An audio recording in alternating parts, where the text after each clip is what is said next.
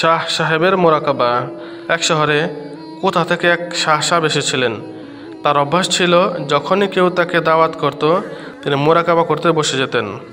মোরাকাবা করার পর কাউকে বলে দিতেন, আমি দেখতে পেলাম তোমার বাড়িতে আমদানি হালাল নয়, মানে কামাই হালাল নয়, কাজেই দাওয়াত কবুল করতে পারছি না।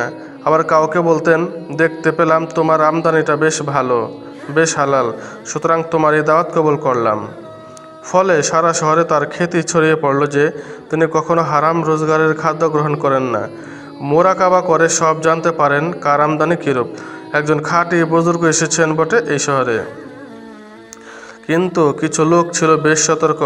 তারা ভাবল শাহ সাহেবের মোরাকাবা পরীক্ষা করে দেখতে হবে, কারণ এটাও তো হতে পারে যে তিনি শুধুমাত্র দাওয়াত প্রদানকারীর প্রকাশ্য হাব ভাব দেখে অনুমান করে নেন যে এই লোকটি ধনী, সুতরাং ধনী ব্যক্তির আমদানিতেও গড়বড় থাকে।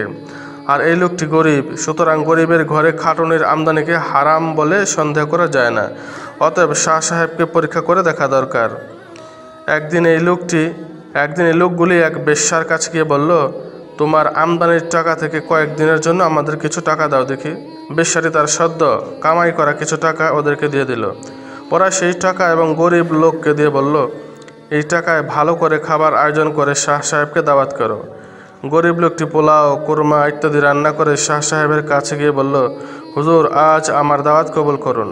শাহ সাহেব তার অভ্যাস মোতাবেক মোরাকাবা করতে বসে গেলেন। মোরাকাবা শেষ হলে মাথা তুলে বললেন, সুবহানাল্লাহ, তোমার রোজগারে বড় নূর দেখা যাচ্ছে, নিঃসন্দেহে এটা হালাল, তোমার দাওয়াত কবুল করলাম।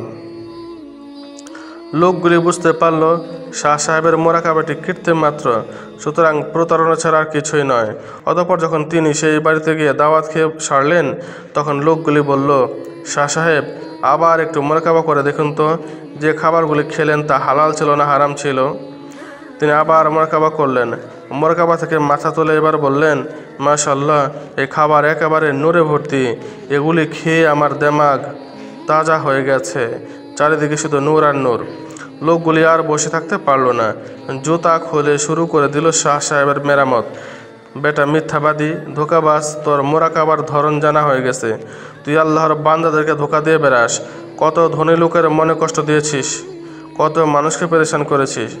যে খাবারগুলি খেয়েছিস সেগুলি ছিল বেশ্যার আমদানি, বেশ্যার কামাই, আর তুই সেগুলিকে নূর দেখতে পাস। সত্যি পরীক্ষাটি খুব সুন্দর হয়েছে, কিন্তু এরূপ পরীক্ষা কয়জন করতে পারে? অধিকাংশ লোকই এই সকল ধোকাবাজদের ধোকায় পড়ে দুনিয়া এবং আখিরাত উভয়ই হারায়।